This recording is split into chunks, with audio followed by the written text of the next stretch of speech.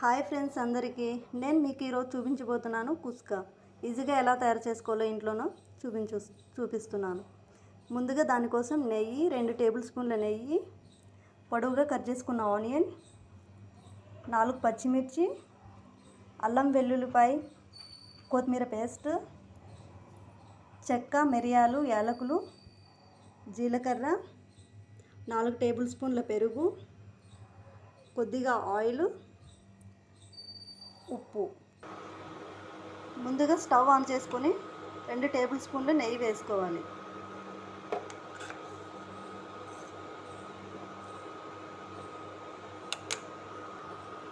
కొద్దిగా నూనె వేసుకోవాలి. జీలకర్ర,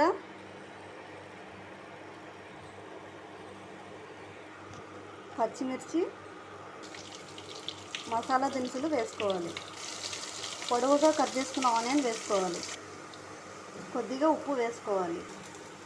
అల్లం వెల్లుల్లి పేస్ట్ వేసుకోవాలి. కొత్తిమీర, 4 టేబుల్ స్పూన్లు పెరుగు వేసుకోవాలి. పెరుగులో నీరంతా ఇలా వెళ్ళిన తర్వాత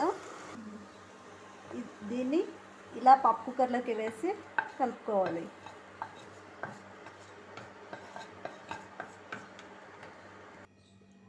ఈ గ్లాస్తో ఒకటిన్నర గ్లాస్ రైస్కి 3 గ్లాసులు నీళ్ళు పోసుకొని ఇలా పప్పు కుక్కర్లో వేసి కలుపుకోవాలి. కుక్కర్కి మూత పెట్టేసి 2 విజిల్స్ రానివ్వాలి.